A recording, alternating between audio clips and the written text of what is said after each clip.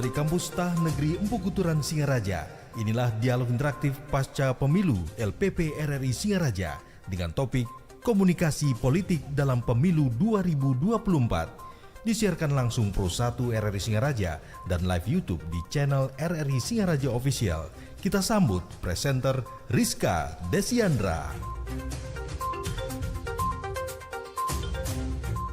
Baik, langsung dari Kampus Tah Negeri Empu Kuturan Singaraja, inilah dialog interaktif luar studio pasca pemilu. Kita akan membahas terkait dengan komunikasi politik dalam pemilu tahun 2024. Apa sih sebenarnya komunikasi ini dan mengapa komunikasi ini diperlukan dalam penyampaian informasi? Karena memang kita tahu pada saat ada penyampaian informasi yang salah atau disinformasi akan berdampak cukup signifikan untuk sistem yang ada. Lantas, komunikasi seperti apa yang dibutuhkan oleh publik dalam pelaksanaan pemilu 2024 ini, dan apakah sistem komunikasi yang ada saat ini sudah selayaknya diterima oleh masyarakat Indonesia? Kita akan membahas ini secara lengkap pendengar dalam dialog pasca pemilu dari Stah Empu Kuturan Singaraja, dan saya tidak sendirian, saya bersama dengan kedua narasumber saya yang sudah luar biasa sekali di bidang komunikasi. Tentunya kita akan kenalan terlebih dahulu. Ada Pak Roni Hanwasito MPDH, MIKOM, dosen Sistem Komunikasi Indonesia di Stah Empu Kuturan Singaraja. Selamat pagi Pak. Selamat pagi. Ya, luar biasa sekali. Terima kasih sudah meluangkan waktunya untuk RRI pagi ini.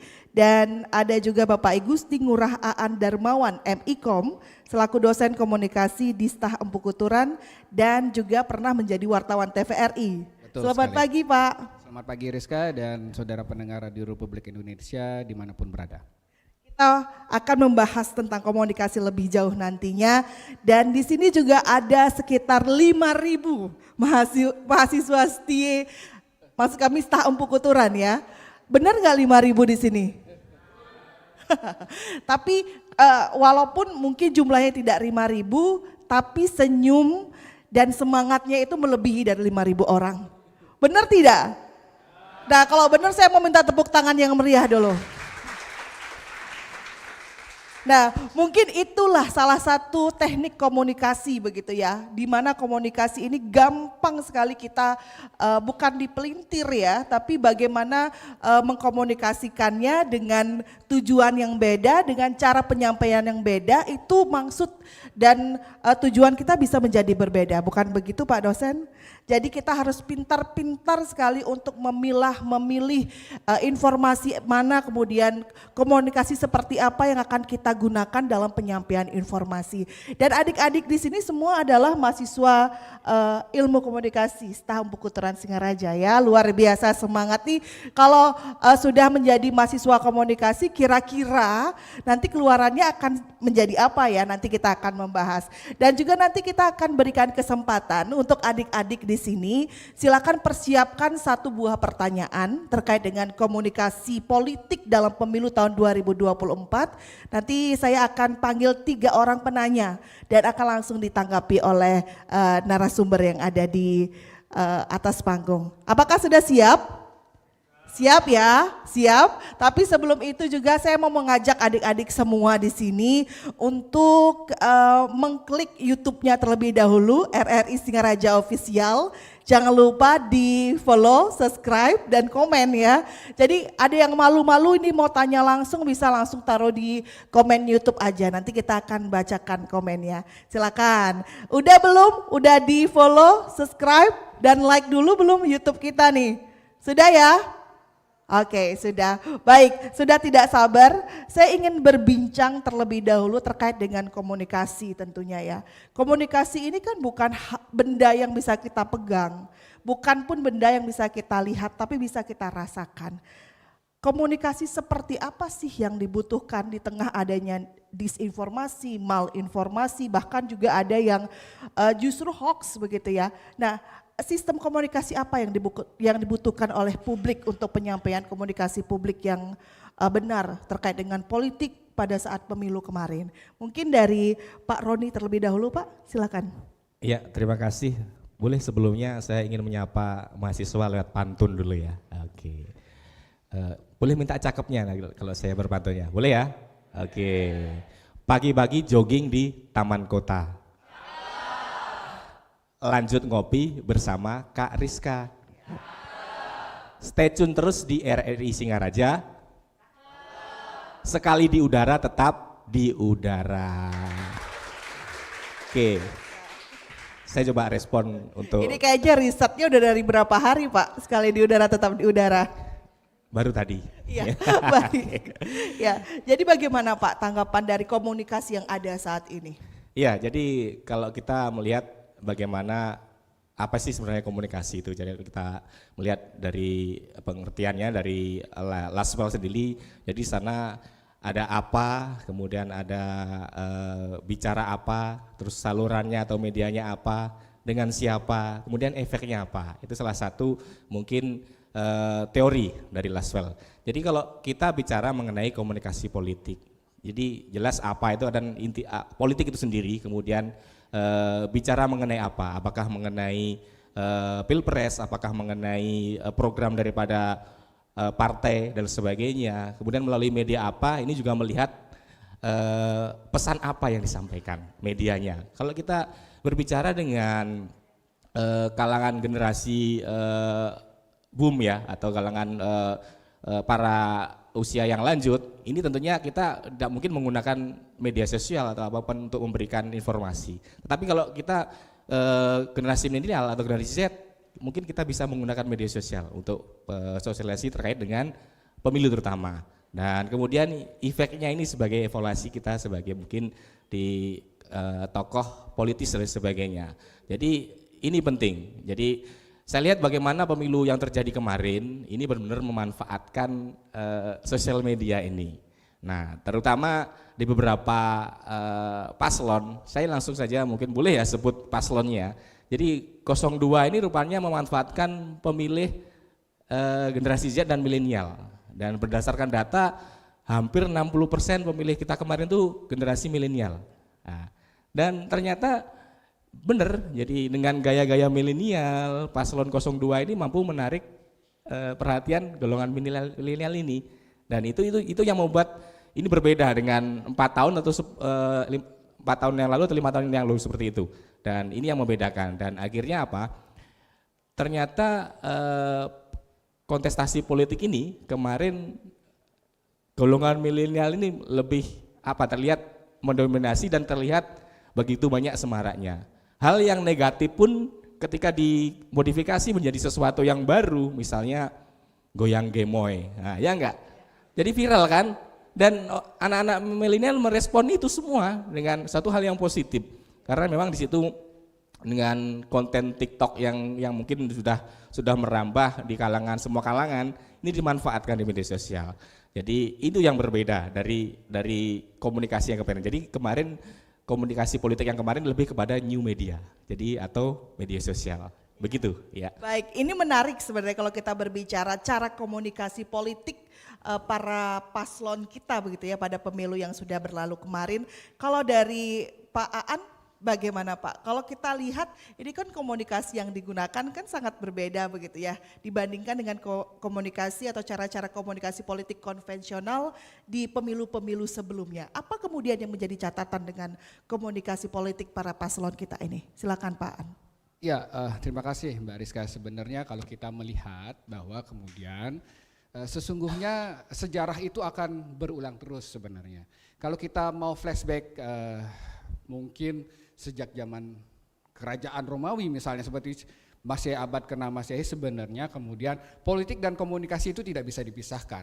Pada zaman Romawi sebenarnya kemudian proses penyampaian politik itu, kalau adik-adik mungkin dan saudara pendengar mungkin belum tahu, bahwa mereka menggunakan kemudian selebaran-selebaran yang kemudian ditempel-tempel pada ruang-ruang publik untuk kemudian mengkomunikasikan program-program dari pemerintah. Nah, itu kan sebenarnya kemudian bagian dari upaya dari pemerintah itu sendiri untuk mengkomunikasikan berbagai program-program pemerintahannya menggunakan selebaran.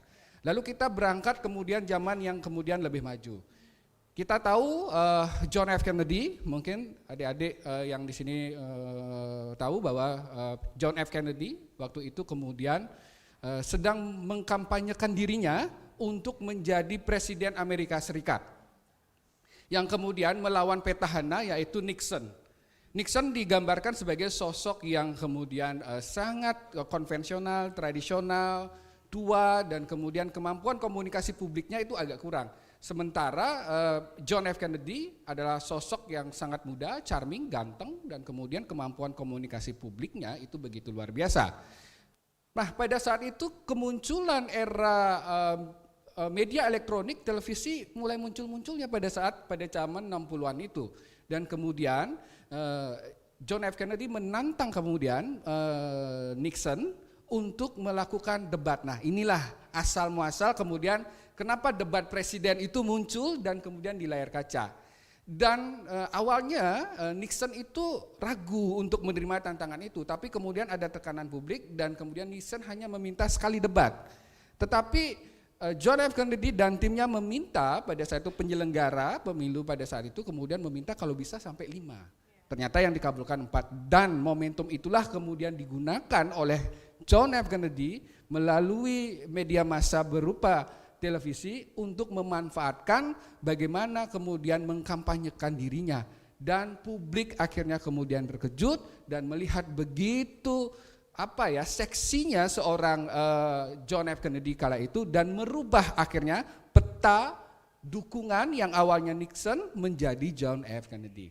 Nah, selain Nixon ada Margaret Thatcher, yaitu Perdana Menteri Inggris yang akhirnya membentuk tim kampanyenya, membentuk dirinya sebagai sosok perempuan yang kemudian tangguh, cantik, menawan, ya, dan memiliki kekuatan kata-kata. Jadi dibentuk, direkayasa betul bagaimana kemudian sosok daripada Margaret Thatcher dan akhirnya menang. Kalau di Indonesia sendiri kita melihat kemudian bagaimana Joko Widodo itu betul-betul kemudian memanfaatkan segala lini daripada media komunikasi itu, baik kemudian media massa berupa cetak, kemudian online, kemudian elektronik, dan juga online. Ini artinya bahwa setiap inovasi di bidang teknologi komunikasi dan informasi akan melahirkan corak cara berkomunikasi dan sosialisasi kampanyenya. Pemanfaatan inovasi di bidang teknologi dan komunikasi akhirnya terbukti pada pemilu 2024 ini bagaimana kemudian pasangan calon 02, nah karena sekarang sudah tahu hasilnya, bisa jadi bahwa gaya komunikasi dan pemanfaatan teknologi informasi dan komunikasi 02 rasa-rasanya kemudian lebih menyentuh daripada pemilih di Indonesia. Jadi mereka kemudian memanfaatkan betul, ya. Meskipun pasangan 01, 02, 03 memanfaatkan itu semua, tapi sekali lagi karena kemudian pemilih dari generasi milenial sampai dengan generasi Z itu mencapai 60, dan mohon maaf, mereka ini menyukai hal-hal yang bersifat sebenarnya ringan. Ya. Sifat-sifat yang menyukai yang sebenarnya tidak terlalu diajak untuk berpikir lebih dalam gitu. Nah, hal-hal itu kemudian diketahui oleh pasangan 02, maka lahirlah kemudian goyang gemoy, lalu kemudian misalnya, mohon maaf, kehadiran Mayor Edi misalnya ajudan daripada Prabowo, itu kan bagian sebenarnya dari proses gimmick politik yang disukai oleh kemudian masyarakat kita. Nah, itulah bisa jadi kemudian cerminan pemilih kita saat ini. Begitu Mbak Rizka? Iya, ada beberapa poin yang saya catat di sana, yaitu bagaimana munculnya pola-pola baru berkomunikasi, kemudian ada new media dan juga ada gimmick politik. Nah, kita tidak bisa menutup mata juga, ada beberapa gimmick yang dikeluarkan bukan hanya dari paslon 2, paslon 01 ataupun 03, bahkan menjadi blunder. Begitu ya, niatnya mungkin ingin membawa itu menjadi ringan, tapi tanggapan dari netizen, masyarakat itu berbeda. Nah, ini apa kemudian yang salah dari pola komunikasi ini, Pak Roni, silakan. Iya, oke. Jadi terkait dengan hal-hal yang blunder pada waktu kampanye, jadi saya melihat ini terjadi pada komunikator. Jadi dalam komunikasi politik itu ada 3 secara umum. Yang pertama adalah politisi itu sendiri, kemudian kalangan profesional, dan yang ketiga ini artis. Ternyata ini bisa menjadi endorse politik juga, nah, seperti itu. Dan Kalau politisi saya rasa teman-teman sudah tahu bagaimana para paslon, kemudian ketua umum partai, terus kemudian kalangan profesional ini mohon maaf, mungkin Mas Menteri dan sebagainya. Kalau kita punya Gusmen, ya seperti itu bisa dikatakan sebagai kalangan profesional dan rasanya itu dibolehkan. Dan yang ketiga, ini yang mungkin kemarin banyak blunder artis. Nah, saya mengambil contoh. Mohon maaf saya mungkin kampanye 03 yang di Kabupaten Banyuwangi Jawa Timur, salah satu lawak kondangnya Jawa Timur, di situ kurang kontrol. Jadi terbawa emosi mengatakan wong Banyuwangi deso. Jadi orang Banyuwangi kampungan. Itu yang membuat ketersinggungan mungkin dan saya rasa itu tidak perlu sebenarnya karena mungkin lawak tersebut itu terbawa emosi dan itu kelihatan sangat marah sekali dan itu juga membawa efek yang sangat luar biasa. Kemarin ya Banyuwangi itu 02 itu itu dan itu juga harus diperhati jadi rambu-rambu juga untuk para komunikator politik juga. Jadi memang itu penting. Jadi kampanye itu juga bagian dari strategi. Jadi ada di sana ada propaganda, kemudian ada public relation, juga ada yang namanya marketing politik. Nah, jadi propaganda. Jadi propaganda itu bukan sesuatu hal yang negatif. Jadi propaganda itu kan mengusulkan, menyarankan sesuatu yang negatif dimodifikasi menjadi hal yang positif. Bohong pun boleh demi kebaikan, gitu halusnya. Itu namanya propaganda. Terus kemudian kalau ada yang namanya public relation. Jadi bagaimana proses penyampaian pesan agar tersampaikan dengan baik tujuannya, kita juga harus memiliki kemampuan. Nah, beberapa paslon kemarin juga menggunakan misalnya MC dan sebagainya. Terus kemudian ada juga beberapa artis untuk menarik simpatisan. Dan kemudian yang terakhir ada marketing politik. Jadi tadi kita bicara mengenai new media sosial, ya jangan salah, itu semua sudah ada yang mengendalikan itu semua. Jadi kadang-kadang beberapa memang harus settingan. Ya siapa tahu kemarin Mayor Teddy gendong cewek itu memang sengaja pura-pura pingsan biar digendong, biar tercapture kamera dan akhirnya viral. Nah ini kan bagian daripada marketing politik juga. Maaf ini kita bicara yang sudah ya Bu ya, sudah lewat karena ini fenomena. Jadi barang siapa tahu nanti teman-teman di sini bisa jadi caleg dan sebagainya. Jadi harus dipikirkan gimana strateginya untuk bisa menarik pemilih. Karena tujuan komunikasi politik ya suara itu untuk menggait suara begitu. Ya. Baik, ini menarik juga ya Pak Roni ya kalau kita berbicara tentang komunikasi politik dan ada propaganda politik di sana yang sebenarnya kalau kita bilang dalam konteks politik itu wajar-wajar saja. Tapi tidak sedikit juga ada yang akhirnya menimbulkan hoax, ada yang akhirnya menimbulkan misinformasi atau disinformasi begitu ya. Kita tahu informasi itu salah tapi karena sudah banyak yang menyuarakan terkesan informasi itu benar begitu. Apa yang kemudian harus dilakukan dalam mencegah adanya disinformasi? Karena saya pernah membaca satu buku, kalau tidak salah di sana adalah disinformasi atau informasi yang salah atau / kebencian itu bisa diwariskan. Even kita tidak ada sangkut paut dengan orang itu, tapi jika kita mendengar banyak hal tentang itu, kita bisa ikut benci juga begitu. Nah sebagai masyarakat, sebagai pendengar, penonton YouTube, apa yang harus dilakukan sebenarnya untuk bisa mencegah atau mengatasi disinformasi, malinformasi tersebut agar tidak sampai merusak sistem yang ada? Silakan Pak Aan. Baik Mbak Friska, mungkin sebelum menjawab itu saya ingin kemudian melanjutkan apa yang disampaikan Pak Roni ya, adik-adik dan saudara pendengar bahwa filosofi dari komunikasi itu adalah salah satunya adalah irreversible. Irreversible itu artinya apa? Apa yang sudah diucapkan, ya, apa yang sudah dilontarkan itu tidak bisa kemudian ditarik ya. Jadi ibaratnya saya analogikan seperti sebuah papan yang kemudian Anda tancapkan paku, Anda boleh cabut pakunya tapi ada bekasnya. Ya. Jadi ketika kita melakukan proses kampanye seharusnya kemudian itu sudah direncanakan, diorganisir ya. Apa yang kita sampaikan harus kemudian kita pikirkan sehingga blunder-blunder yang kemudian muncul kemarin dan akhirnya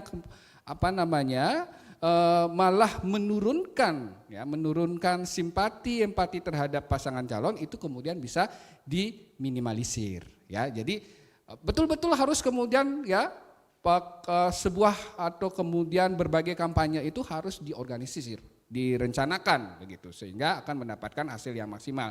Sekali Anda terpleset itu akan kemudian menjadi ingatan publik, tidak bisa ditarik serta-merta. Dimaafkan tapi kemudian akan tetap diingat. Nah, terkait dengan pertanyaan Mbak Priska tadi, saya melihat bahwa begini, bagaimana cara kita untuk menghindari disinformasi dan kemudian berbagai hoax. Memang saat ini kita memasuki era namanya post-truth. Ya. Apa itu era post-truth? Era post-truth itu kerap kali kemudian menafikan fakta itu. Tapi apa yang kemudian disiarkan, disampaikan berulang-ulang kali gitu ya, secara terus-menerus, meskipun itu misalnya menjadi salah, tapi akan kemudian dipercayai kebenarannya. Karena apa? Disampaikan terus-menerus begitu.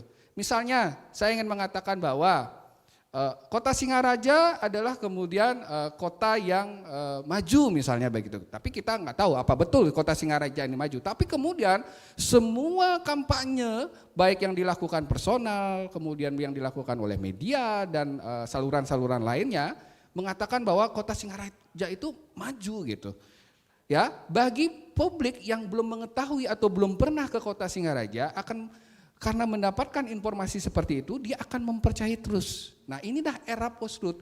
Maka dari itu kita harus berhati-hati bahwa bisa jadi informasi yang kemudian beredar di media sosial, saya yakin ya, kalau misalnya medianya seperti media-media RRI ya, kemudian memang media yang memiliki kemudian struktur organisasi di bidang pelayanan pers, saya yakin maka berita itu 99,9% pasti benar karena ada kemudian tahapan-tahapannya, ada redaksionalnya. Jadi Anda kemudian menerima berita sudah dipilih oleh kemudian memang orang-orangnya.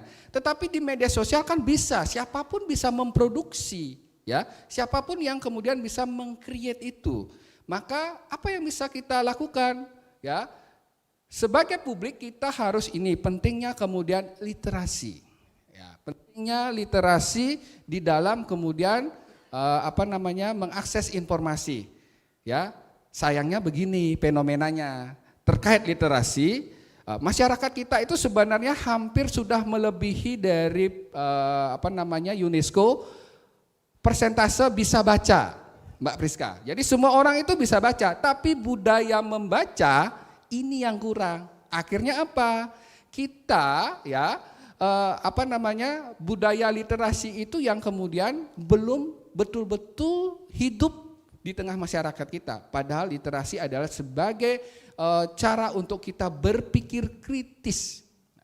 Kemampuan berpikir kritis hanya bisa kemudian kalau Anda membaca banyak hal ya yang kemudian menumbuhkan nalar Anda, kekritisan Anda, dan Anda mempunyai sensor dalam diri bahwa informasi bisa jadi ini bukan informasi yang benar. Minimal Anda memiliki kemudian pemahaman-pemahaman seperti itu sehingga kita bisa menyensor diri apakah informasi yang kita terima itu benar atau salah. Ya. Bagaimana caranya? Bisa kemudian kita bandingkan kemudian informasi-informasi tersebut kepada media-media yang memang terpercaya. Ke RRI misalnya, kalau di RRI itu misalnya tidak ada tentang berita itu misalnya, bisa jadi kita tanyakan dulu, jangan-jangan itu salah. Karena apa? Ketika berita itu atau informasi itu menjadi perhatian publik begitu besar, saya yakin kok pasti RRI akan kemudian meliput dan kemudian memberitakannya dan mengecek kemudian di lapangannya. Kira-kira seperti itu Mbak Rizka. Ya, baik, luar biasa. Kita berikan tepuk tangan dulu untuk kedua narasumber yang memberikan gambaran terkait dengan bagaimana sih sebenarnya untuk proses komunikasi politik yang efektif dilakukan di saat ini dan bagaimana cara kita untuk mencegah adanya disinformasi dan kesalahan informasi yang kita dapatkan. Kita akan berikan kesempatan untuk audiens kali ini, untuk adik-adik yang ingin bertanya, silakan raise hand ya untuk 3 orang penanya. Kebetulan ada 3 sisi, saya mau di masing-masing sisi ada perwakilan yang mengutarakan pertanyaan. Silakan untuk 3 orang penanya di sebelah, oke di tengah sudah ada 1, kanan dan kiri bagaimana nih untuk, 2, 1 lagi di paling Kiri, ya baik, ada 3 orang ya. Mohon nanti diberikan mic, langsung sebutkan nama dan semester berapa kali ya Pak ya, biar gampang memberikan nilai A. Iya baik, silakan untuk penanya yang pertama yang sudah raise hand di sebelah kiri, mungkin bisa di paling kiri ya. Sebutkan nama, ya boleh silakan langsung di tengah. Sebutkan nama dan semester berapa saat ini. Baik, cek 1. Oke, baik, terima kasih kesempatannya Bu Rizka. Jadi perkenalkan, saya Putu Ayu Aprilia Riani, mahasiswa Prodi Ilmu Komunikasi semester 4. Nah, di sini saya ingin bertanya kepada bapak-bapak narasumber. Jadi ketika kita bicara soal pemilu itu, apalagi kita ketahui pemilu 2024 ini kan banyak drama ya. Mulai dari blunder-blunder yang dilakukan oleh para calon, kemudian pendapat mengenai cawapres yang dikatakan usianya masih muda seperti itu. Dan ketika berbicara mengenai pasca pemilu itu juga saya temukan banyak sekali hal-hal atau perdebatan yang terjadi di publik, khususnya di internet ya, melalui netizen. Jadi banyak melalui tweet yang dikeluarkan oleh masing-masing peserta pemilu tersebut ya. Kemudian potongan-potongan video di TikTok misalnya yang seakan-akan mendramatisir hasil daripada pemilu tersebut seperti itu. Kemudian oleh karena hal tersebut kan banyak nih saya temukan komentar-komentar yang mengarah ke arah perdebatan mengenai kekalahan dan juga kemenangan dalam pemilu seperti itu Pak. Kemudian pertanyaan saya adalah bagaimana kami khususnya para generasi muda yang saat ini saya yakin kami juga yang ada di sini juga pasti sudah menggunakan hak suara dengan baik untuk menanggapi isu tersebut seperti itu Pak. Mungkin dari Bapak narasumber bisa memberikan pendapatnya dan itu saja pertanyaan dari saya, terima kasih. Luar biasa pertanyaannya ya. Untuk Aprilia terima kasih untuk pertanyaannya, nanti kita akan tanggapi bagaimana tanggapan dari kedua narasumber dan bisa langsung yang di sebelah kiri ya, yang di belakang ya, silakan sebutkan nama dan semester berapa untuk saat ini. Baik, Om Swastiastu. Sebelumnya perkenalkan nama saya Niputu Silviananta, mahasiswa program studi ilmu komunikasi semester 2. Di sini saya ingin bertanya, saat ini ada beberapa kelemahan dan kelebihan penggunaan media baru atau online dalam kampanye politik. Lantas bagaimana sebaiknya pendekatan kita mengaitkan antara penggunaan media baru atau online tersebut dengan strategi bauran pemasaran politik dalam suatu kampanye politik. Terima kasih. Baik, terima kasih untuk Suryananta ya. Silvia, oke. Terima kasih Silvia untuk kelebihan dan kekurangan dari media baru dan bagaimana kemudian kita menyikapi untuk kelebihan dan kekurangan ini dengan beberapa teori, salah satunya adalah pembauran komunikasi politik begitu, nanti akan ditanggapi. Yang terakhir yang di paling depan ini cowok sendiri, luar biasa, sebutkan nama dan semester berapa saat ini. Baik, terima kasih atas kesempatannya. Perkenalkan, nama saya Kadek Veriska Dusaputra dari Prodi Ilmu Komunikasi semester 4. Di sini saya izin bertanya kepada dua narasumber yang ada di depan terkait dengan dampak dari komunikasi politik ini kepada generasi muda. Karena kita ketahui bahwasanya pemilih saat ini itu kebanyakan generasi muda dan generasi muda tersebut gampang untuk dipengaruhi. Nah, pertanyaan saya, bagaimana sih cara mengatasi dampak yang paslon yang mempengaruhi generasi muda yang menggunakan komunikasi politik, agar nantinya para generasi muda ke depan bisa menggunakan hak pilihnya dengan baik dan memilih pemimpin yang merakyat. Terima kasih. Terima kasih Veriska untuk pertanyaannya, luar biasa, sudah ada 3 orang penanya. Kita berikan tepuk tangan yang meriah dong. Luar biasa, ternyata semangat dari anak-anak muda, mahasiswa-mahasiswa ini luar biasa sekali ya. Untuk melek terkait dengan situasi politik saat ini, melek terkait dengan komunikasi-komunikasi politik yang digunakan.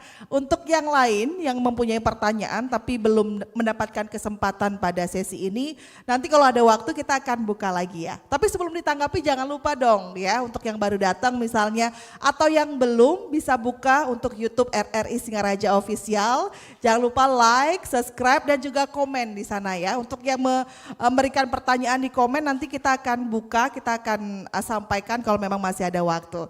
Kita langsung tanggapi, ini ada 3 penanya, luar biasa pertanyaannya sangat kritis begitu ya. Ini artinya literasinya luar biasa begitu kalau kata Pak Aan. Kita berikan tepuk tangan untuk dosen-dosennya dong, yang sudah memberikan literasi komunikasi yang tidak main-main. Kita dari Aprilia dulu, Pak Aan dan juga Pak Roni, mungkin bisa langsung ditanggapi. Ini banyak drama, kemudian ada perdebatan yang ditampilkan ke publik begitu. Dan bagaimana kemudian sebagai generasi muda begitu ya dari April untuk bisa menanggapi hal tersebut, isu-isu tersebut, agar nanti arahnya bisa terlihat lebih ke positif begitu daripada ke negatif. Silakan Pak Aan. Ya, April, terima kasih atas pertanyaannya ya. Jadi ini sebenarnya saya melihat masa depan yang cerah ya terhadap kemudian bahwa anak muda di Singaraja ya yang kemudian mungkin juga berkuliah di Stamford Kuturan ini sudah mulai ke arah untuk melek politik. Nah, ini lebih baik ya Anda kemudian melek politik daripada kemudian Anda tidak mau menanggapi apapun yang terjadi di sekitar kita, terutama hal-hal politik. Karena politik itu adik-adik, ya Anda bernafas di sini, Anda kemudian berkegiatan di sini, Anda apapun yang Anda lakukan di sini itu tidak lepas dari yang namanya politik, ya. Jadi kalau misalnya ya apapun yang Anda lakukan, apakah Anda mendapatkan pelayanan publik yang buruk misalnya, itu juga tidak bisa lepas dari keputusan-keputusan politik. Jadi harapan saya adalah Anda tetap ya, apapun yang terjadi di kalangan elit begitu, ya, tetap juga kita harus ya melihat itu sebagai bagian dari proses politik kita menuju ke arah demokrasi. Buat saya, bagi anak muda ya, pesan saya adalah apapun yang Anda lihat, baik melalui media sosial, media elektronik, dan kemudian obrolan-obrolan dengan teman-teman, jangan baper. Itu, jangan baper. Karena apa? Ya, memang itulah politik ya. Bagaimana kemudian cara kita untuk merebut kekuasaan. Ya. Karena begini, ketika misalnya orang sudah masuk politik, itu sebenarnya tujuannya adalah pertama, bagaimana mereka bisa kemudian ikut dalam kontestasi itu, kemudian merebut kekuasaan. Setelah merebut kekuasaan adalah mempertahankan kekuasaan. Setelah mempertahankan kekuasaan adalah menggunakan segala upaya, ya, instrumen untuk memperpanjang kekuasaan dan akhirnya memperbesar kekuasaan. Kalau bisa itu sampai selama-lamanya. Apakah kalian merasakan itu semua saat ini? Jadi memang seperti itu, tapi kalau ada misalnya pemimpin ya atau misalnya penguasa dalam hal ini tiba-tiba misalnya mohon maaf saya mau misalnya mundur dari ini, buat saya udah cukup. Nah, itu apa? Anomali politik. Karena sesungguhnya politik itu adalah kalau bisa selama-lamanya. Karena atas dasar itu ya maka apapun yang Anda lihat sekarang ini jangan dibawa baper, tapi gunakanlah sebagai ya upaya pembelajaran Anda bahwa beginilah kemudian pemimpin-pemimpin kita saat ini. Kalau itu dirasa ada yang kemudian kurang, maka Anda harus jangan diam, tapi suarakan, minimal sampaikan itu, kalian buat itu ruang publik, wacana-wacana itu, buatlah menjadi opini ya, yang kemudian tidak hanya dengan tatap muka seperti ini, di ruang-ruang media sosial juga bisa disampaikan sehingga itu didengar oleh elit-elit, pemimpin-pemimpin politik kita. Masalahnya adalah kalau kalian diam, kan para penguasa akan menjadi nyaman. Oh, berarti ya udah nggak ada yang ngeritik saya. Apapun kemudian saya bisa lakukan.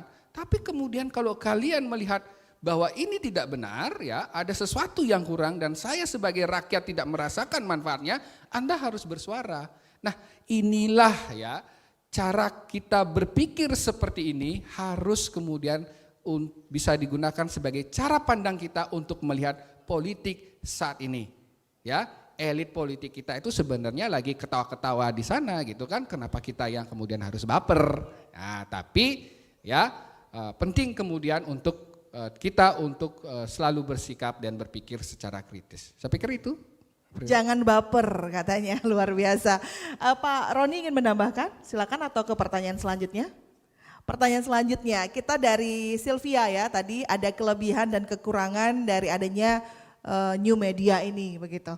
Kemudian bagaimana agar bisa memanfaatkan ini secara efektif, menggunakan bauran komunikasi politik yang ada katanya. Silakan Pak Roni. Iya, terima kasih. Jadi saya berangkat dari fungsi daripada komunikasi politik itu sendiri. Yang pertama adalah informasi, edukasi, instruksi. Nah, tentunya di era new media sekarang ini berbeda dengan era Orde Baru atau dulu. Proses penyampaian informasi pada waktu saya zaman masih SD itu hanya menggunakan media televisi, radio, surat kabar. Pada waktu jam 7 malam itu semua siaran TV itu sama, dunia dalam berita. Ya, isinya adalah program-program pemerintah, capaian-capaian kinerja pemerintah. Nah, itu artinya satu bentuk komunikasi massa pada waktu itu. Nah, kemudian di era sekarang ini menggunakan new media. Ada gadget, ada YouTube, ada TikTok, kemudian ada Twitter dan sebagainya. Nah, harapannya ini juga bisa memberikan sesuatu yang beda. Selain sebagai fungsi informasi juga fungsi edukasi. Jadi memberikan pengetahuan kepada masyarakat. Contohnya, jadi beberapa pasangan atau paslon atau mungkin tokoh politik pasti ada namanya visi misi. Ini visi misi ini juga harus kita filter sesuai enggak dengan ideologi negara kita, undang-undang dan Pancasila. Sesuai enggak? Kalau enggak sesuai ya jangan tergiur dengan visi misinya karena sudah enggak sesuai dengan Pancasila misalnya seperti itu. Jadi teman-teman harus pintar-pintar memilah dan memilih. Nah, memilih ini adalah bagian daripada instruksi daripada tujuan daripada komunikasi politik.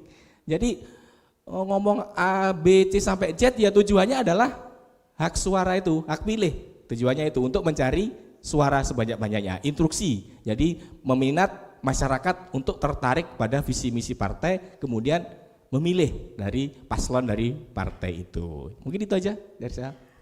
Oke, luar biasa Bapak. Ya, jadi memang apapun yang dibicarakan dari A sampai Z, tujuan akhirnya adalah hak suara itu begitu ya Pak Roni ya. Pak An ingin menambahkan? Ya, saya rasa media baru itu sebenarnya memberikan kesempatan yang besar ya untuk kemudian baik dari sisi dari sisi komunikator yang berupa aktor-aktor politik dan kemudian dari sisi komunikan penerimanya ya.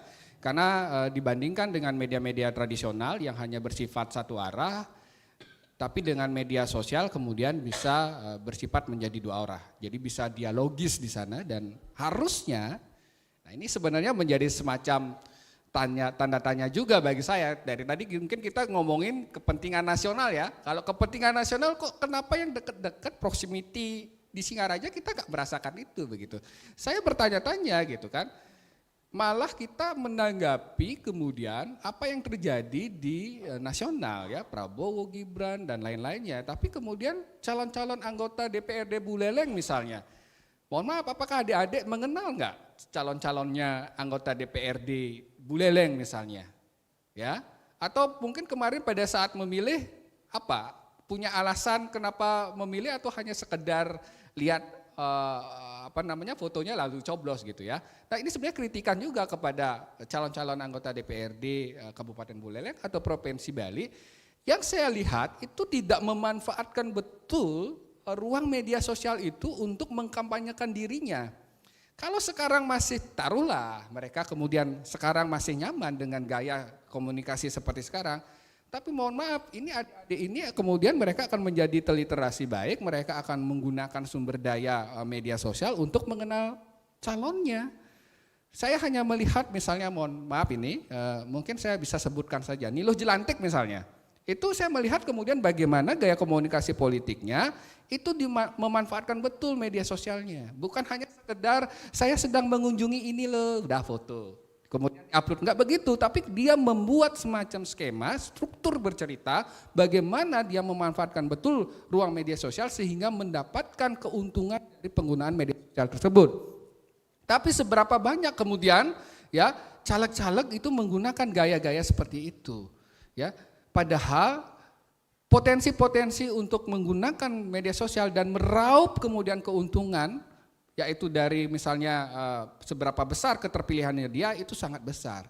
Nah, inilah pentingnya kemudian ya caleg ke depan ya perlu memiliki atau memahami untuk bagaimana mengoptimalkan komunikasi melalui media sosial. Karena memang itu zamannya sekarang. Saya pikir itu. Jadi kritik saya adalah kepada calegnya sekarang. Ternyata di Singaraja tidak banyak yang menggunakan itu dan lebih kemudian memang masih memanfaatkan tatap muka secara langsung yang menurut saya biayanya pasti menjadi lebih tinggi. Secara kapital itu menjadi lebih tinggi. Sementara pemilih ke depan ini akan lebih kritis. Kira-kira seperti itu, Mbak Rizka. Baik, terima kasih Pak Aan. Dan yang terakhir dari Ferry yang tadi mengatakan bahwa generasi muda ini terkesan ya, mungkin Ferry ya, tidak semuanya gampang dipengaruhi tapi terkesan gampang dipengaruhi. Padahal kita lihat pemilih yang paling banyak adalah dari generasi muda. Kemudian bagaimana caranya generasi muda bisa mengatasi terkait dengan gampang dipengaruhi dalam tanda kutip tersebut agar tidak salah memilih atau tidak salah menggunakan hak suaranya. Dari Pak Roni dulu, silakan Pak Roni. Iya, terima kasih. Jadi tadi sudah banyak disampaikan, jadi namanya teman-teman di sini tuh harus melek politik. Nah, jadi fungsi daripada komunikasi seperti apa yang saya sampaikan tadi adalah fungsi edukasi. Jadi saya rasa teman-teman sudah mahasiswa, artinya sudah pemikirannya sudah menengah ke atas. Tidak kita harus menelan mentah-mentah segala bentuk informasi. Nah, jadi teman-teman punya gadget, ketika mendapatkan informasi melalui pesan WA misalnya, harus kita cari kebenarannya di Google atau di mana. Jadi seperti itu salah satunya. Kalau dikaitkan dengan politik, teman-teman sebelum berangkat ke TPS, saya rasa sudah kepo terhadap paslon. Nah, kalau di Pilpres saya rasa sudah tahu semua, sudah hafal. Tapi kita kemarin kan ada sedikit evaluasi karena ini baru pertama kali Pilpres diselenggarakan bersamaan dengan legislatif. Jadinya fokus warga masyarakat itu ke Pilpresnya. Jadi legislatifnya kemarin banyak yang mungkin tidak tahu dengan calonnya itu. Jadi kepo dulu dengan calonnya, silakan program kerjanya apa. Kemudian kira-kira biasanya sih kalau melihat kultur dari masyarakat itu kan mencari yang terdekat dengan rumahnya, ya enggak? Kalau legislatif, ya enggak? Ini dari kampung saya, ini dari kecamatan saya, seperti itu. Dan biasanya itu yang menjadi fokus untuk suaranya mereka, ada warga itu. Nah, kuncinya adalah filterisasi segala bentuk informasi, cross checknya. Ini saya pernah ada kebetulan kenal salah satu calon dari Tejo Kule. Jadi yang bersangkutan ini tidak mencetak spanduk atau banner sama sekali. Saya tanya kenapa? Saya malu pasang wajah saya di desa saya atau di kecamatan saya, malu. Masa saya seperti itu? Tidak minta sama sekali, hanya melalui media sosial, video pendek seperti itu. Dan Astungkara jadi sekarang, namanya Pak Dewa Kumang Yudi ya, jadi. Nah, itu luar biasa, tidak sama sekali tidak memasang baliho di spanduk. Artinya apa? Ketika kita mempromosikan diri atau sosialisasi secara langsung atau mungkin dalam tambahan sosial media ini rasa-rasa lebih bermanfaat atau lebih aktif seperti itu. Dan generasi muda ini lebih rasanya tertarik seperti itu. Karena sekarang orang ketinggalan HP itu mungkin lebih baik ketinggalan dompet daripada ketinggalan HP. Ya enggak? Lebih baik ketinggalan dompet daripada ketinggalan HP. Ya enggak? Karena bangun tidur kita pegang HP, mau tidur pegang HP. Secara tidak langsung informasi itu kan akan selalu muncul, apalagi kaitannya dengan kemarin itu sangat masif sekali terkait dengan pilkada ataupun pilpres itu sendiri. Jadi satu kuncinya jadilah pengguna media sosial yang baik. Jadi jangan menelan mentah-mentah setiap informasi yang ada dalam media sosial. Harus dikaji dulu, cari dulu kebenarannya, baru Anda bisa share atau bagikan seperti itu. Iya, baik, terima kasih Pak Roni. Pak Aan bagaimana Pak? Ya, begini sebenarnya ya, saya rasa bahwa tim komunikasi politik daripada kalau kita ambil contoh di nasional begitu sebenarnya sudah mengetahui ya bagaimana sih karakteristik para pemilihnya gitu kan. Karena jumlah pemilih kita itu 60% adalah generasi milenial dan generasi Z. Ini kan adalah generasi-generasi yang sebenarnya mereka suka hal-hal yang ringan. tidak suka berpikir terlalu dalam seperti itu. Maka informasi-informasi yang dikemas itu adalah apa yang disebut dengan snack information. Apa itu snack? Snack itu kan makanan ringan. Saya contohkan begini, saya yakin yang di sini pasti lebih suka makan ciki gitu ya, snack gitu, ketimbang makan tempe. Kenapa? Karena kalau makan ciki itu enak, rasanya tuh dengan berbagai bahan-bahannya tuh enak banget di lidah. Tapi sebenarnya kan tidak enak bagi tubuh kita. Bandingkan dengan tempe, ya, berprotein, ya, bagus untuk kemudian perkembangan tubuh kita, untuk kesehatan kita. Tapi perlu kemudian berbagai upaya untuk mengolahnya. Jadi tempe itu harus kemudian minimal digoreng, dikasih sambal, diolah lagi, dikasih tepung dan lain-lainnya hanya untuk agar bisa makan. Tetapi manfaatnya penting untuk kesehatan tubuh Anda. Masalahnya generasi kita itu lebih suka makan snack ketimbang makan tempe. Ya, jadi lebih suka informasi ringan yang bisa jadi ya meski dikemas secara ringan, tapi kebenarannya bisa-bisa tidak ada. Ya, tapi karena Anda mudah kemudian untuk mengkonsumsinya, itu Anda percaya. Jadi, ya, tujuan daripada kemudian bagaimana kita mampu memilah informasi adalah jangan sampai ya kita lebih sering makan snack ketimbang makan tempe. Jadi betul-betul Anda harus kemudian memiliki kemampuan literasi yang baik. Ya, Anda harus sering berdiskusi, Anda harus sering mencari berbagai sumber untuk mengatakan, ya, karena begini, pasti Anda memiliki yang namanya suatu rasa di sana untuk menilai apakah ini betul atau tidak.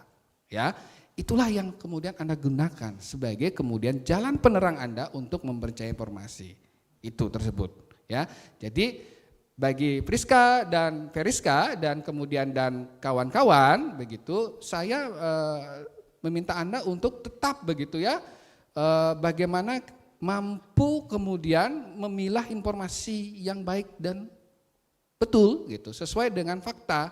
Jadi sebelum Anda bagikan, sebelum Anda sharing, sebaiknya Anda saring dulu. Saya pikir itu. Nah, itu yang paling pamungkas, sebelum sharing jangan lupa disaring dulu. Tepuk tangan untuk ketiga penanya kita dan juga tanggapan yang sudah diberikan ya. Tidak terasa juga ini Pak, waktu kita 10 menit terakhir gitu ya, karena kita berbincang tentang komunikasi, hal yang sangat elastis untuk dibicarakan begitu ya, tidak terasa waktu sudah hampir menunjukkan pukul 10. Tapi sebelum itu tidak usah khawatir, untuk adik-adik di sini mahasiswa yang ingin bertanya bisa langsung nanti bertanya langsung by personal ya sama bapak-bapak dosennya. Tapi terakhir mungkin apa yang kemudian ingin disampaikan terkait dengan komunikasi politik pemilu tahun 2024 ini sebagai closing statement. Silakan dari Pak Roni terlebih dahulu. Iya, saya ingin berpesan kepada generasi muda, terutama yang mahasiswa yang hadir di aula ini. Jadi masa depan bangsa itu ada di pundak kalian berdua. Jadi ada di pundak kalian. Jadi jadilah jadi warga negara yang baik, gunakan hak pilih Anda secara tepat. Karena itu pemimpin masa depan itu adalah Anda sendiri yang menentukan, bukan orang lain. Itu aja. Luar biasa, kita berikan tepuk tangan yang meriah. Pemimpin masa depan yang menentukan adalah kita semua yang di sini, bukan dari elit politik ya Pak ya. Dan selanjutnya dari Pak Aan untuk closing statement terkait dengan komunikasi politik dalam pemilu tahun 2024 ini seperti apa? Silakan Pak. Ya, saya percaya bahwa sebenarnya roh demokrasi itu adalah di tangan rakyat gitu ya. Berkaca dari pelaksanaan pemilu 2024, saya berharap betul bahwa secara ekonomi rakyat kita harus sejahtera. Maka praktek-praktek money-politik, serangan fajar seperti itu kemudian tidak akan menjadi atau kemudian menjadi daya tawar yang begitu besar untuk memilih seorang caleg. Yang kedua adalah level pendidikan kita itu harus meningkat. Kenapa? Karena masyarakat Indonesia, mohon maaf berdasarkan data itu masih kemudian di lulusan SMP, Mbak Rizka. Jadi level pendidikan itu akan mempengaruhi cara berpikir kita. Ya, bagaimana kemudian kalau kita mau memilih pemimpin yang tepat, mau membuat negara kita menjadi maju dan sejahtera, sementara dari sisi pendidikan kita masih kemudian sangat rendah dan mudah akhirnya dihasut ya dengan kemudian cara-cara yang tidak demokratis. Jadi ada dua hal itu yang harusnya ya diperbaiki oleh pemerintah ke depan, ya pemerintah ke depan dengan berbagai program-programnya sehingga betul-betul bahwa rakyat ini kemudian menjadi sejahtera dan juga cerdas sehingga demokrasi kita bisa berjalan dengan baik. Dengan demikian ya proses apapun itu kampanye dan lainnya kita melihat adalah program, kita tidak melihat lagi hanya sebatas goyang-goyang saja, tetapi sudah pada level program. Itu yang mungkin saya bisa sampaikan. Baik, kita berikan tepuk tangan sekali lagi untuk Pak Roni Hanwasisto dan juga Pak Igusti Ngurah Aan Darmawan. Terima kasih ya Pak atas waktunya, luar biasa sekali. Semoga dari dialog ini kita sudah bisa lebih berpikir kritis, lebih semangat lagi untuk menambah literasi-literasi yang harus kita tahu untuk menentukan arah sikap kita ke depan begitu ya. Ada satu hal yang bisa saya tarik dari percakapan kita, dialog interaktif luar studio pasca pemilu hari ini. Untuk pendengar Pro 1 RRI Singaraja dimanapun berada, kemudian juga pemirsa RRI YouTube RRI Singaraja Official dan juga adik-adik mahasiswa staf Empu Kuturan Singaraja. Tadi disampaikan bahwa setiap era, setiap tahun memiliki pola-pola komunikasi yang berbeda. Maka setiap tahun, setiap penyelenggaraan pemilu akan memiliki corak komunikasi yang juga harus kita amati karena tidak akan sama dengan tahun-tahun sebelumnya.